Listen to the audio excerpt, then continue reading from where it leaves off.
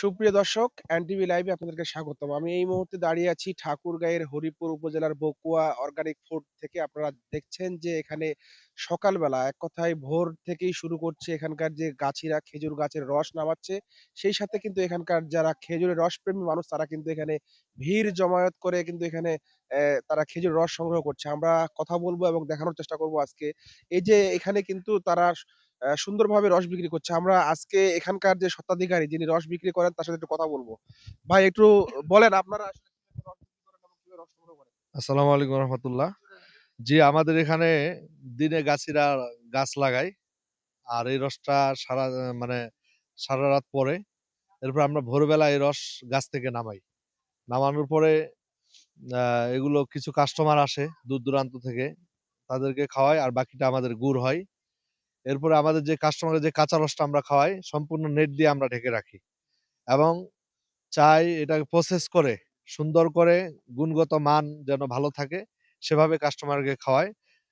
কাস্টমারদের থেকে আপনারা সাক্ষাৎকার নিলে বুঝতে পারবেন যে আসলে আমাদের রসটা কেমন এখানে। আর এখানে ঠিকানা হলো, এটাকে বকুয়া কবরস্থান খেজুর বাগান বলা হয়, বকুয়া খেজুর বাগান। এটা আসতে হলে আপনাকে সর্বপ্রথম রানী সেঙ্কেল হয়ে জাদুরানী হাট, হরিপুর থানার ঐতিহ্যবাহী জাদুরানী হাট আসতে হবে। সেখানে আসার পরেই সেখান থেকে অল্প একটু মানুষকে জিজ্ঞাসা করলে দেখা যাবে বকুয়া খেজুর বাগান, এবং আমাদের লোকেশন দেওয়া আছে। আপনারা লোকেশনে ছার্চ দিলে, বকুয়া খেজুর বাগান ছার্চ দিলে আপনাদেরকে লোকেশন ঠিক বাগানে নিয়ে আসবে ইনশাআল্লাহ। আপনারা যে এখানে তো গুড় তৈরি করেন এবং এই গুড়টা বাজারে আসলে কিভাবে বিক্রি করেন? বাজারে না, আমাদের গুড়ের এত পরিমাণে আলহামদুলিল্লাহ চাহিদা, আপনাদের সাংবাদিক ভাইদের সহযোগিতায় এত পরিমাণে নিউজ হয়েছে, প্রচার হয়েছে। আমাদের এখানে গুড় সিরিয়াল দিতে হয়। একটা কাস্টমার ধরেন ৬ দিন ৭ দিন পরে গুড় পায়, এমনও অবস্থা হয়ে যায় অনেক সময়। এখান থেকে চলে যায়, বাজারজাত করা লাগে না আলহামদুলিল্লাহ। জি, উনি যেমনটি জানাচ্ছিলেন যে এই মাঠ থেকেই কিন্তু এই গোরস্থানের যে মাটি রয়েছে এবং এই খেজুর বাগান থেকেই তাদের গুড় সহ তাদের যে রস তারা কিন্তু এখানেই বিক্রি করে। আমরা কথা বলবো এক ভাইয়ের সাথে। ভাই জানার চেষ্টা করব আপনি কি এখানে খেজুর রস কিনতে এসেছেন এবং কিভাবে আসছেন একটু জানান? জি, আমি ব্যারেটিং থানা থেকে আসছি এখানে খেজুরের রস খেতে প্রাকৃতিকভাবে।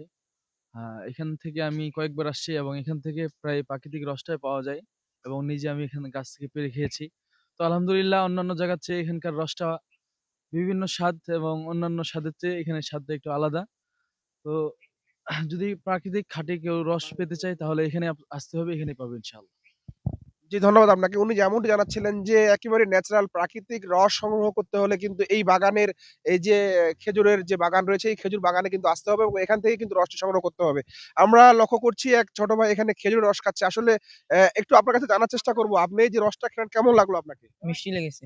মানে আর কেমন একটু ভালো বলেন। ভালো লাগছে। ভালো লাগছে? জি, উনি বলল যে উনার রসটা ভালো লাগছে। তো এই বাগানে কিন্তু প্রতিদিন সকালবেলা এক কথায় ভোরবেলা থেকে এই যে আপনি লক্ষ্য করছেন যে ঘন কুয়াশা, শীতের যে তীব্রতা, এই তীব্রতা উপেক্ষা করে মানুষ কিন্তু একটু স্বাদ নিতে প্রাকৃতিকভাবে খেজুরের রস খেতে এখানে চলে আসে এবং এখান থেকে কিন্তু সরাসরি গুড় তারা সংগ্রহ করে। তো এই ছিল আজকের মতো আমার কাছে সর্বশেষ তথ্য। আজকে সুজন, এনটিভি, ঠাকুরগাঁও।